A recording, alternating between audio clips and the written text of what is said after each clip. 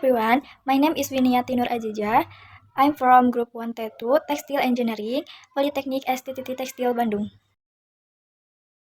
Hello everyone, in today's video I will review an international scientific journal that discusses the thermal insulation performance of multi-layer textile structure used in protective clothing. This topic is very important because protective clothing does not only function as a body cover, but also plays a crucial role in maintaining thermal comfort and human safety. When exposed to extreme environmental temperatures, such as cold winter conditions or high temperature fire environments. Under extreme environmental conditions, the human body can lose heat very rapidly or receive excessive heat from the surroundings. If clothing is unable to control heat transfer properly, the risk of hypothermia, burns, and other thermal-related health problems will increase.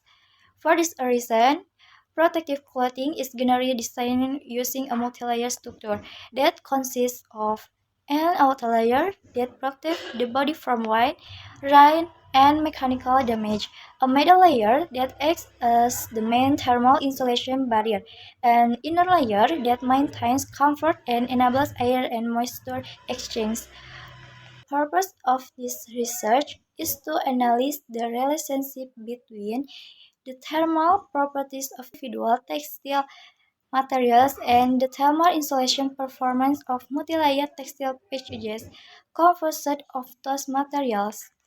In other words, the author aimed to determine whether the thermal behavior of multi-layer protective clothing can be predicted solely from the properties of its component fabrics.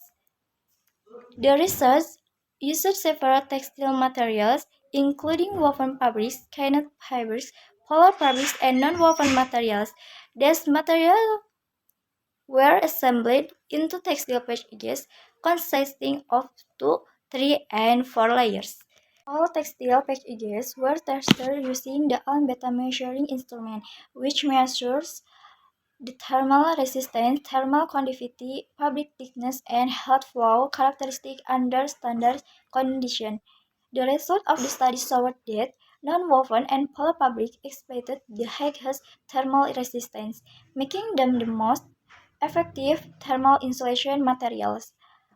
Woven fabric demonstrated the lowest thermal resistance and therefore were more stable as outer shell and lining layers. For two layers textile packages, the thermal insulation values were still close to the theoretical calculation. However, for 3 and 4 layer packages, the experimentally measured thermal resistance values were lower than the theoretical prediction. Discussion This difference occurs because textile materials are flexible in nature. When multiple layers or combined fibers from adjacent layers fill the pores of each other, reducing the amount of trapped air. Giant trapped air is a major contributor to thermal insulation. Its reduction leads to lower overall thermal resistance. This indicates that multi-layer textile assemblies cannot be rated as simple adjective system. Calculation. Based on the result, it can be concluded that 1. The thermal performance of two-layer textile system can still be reasonably predicted using data from individual materials. 2.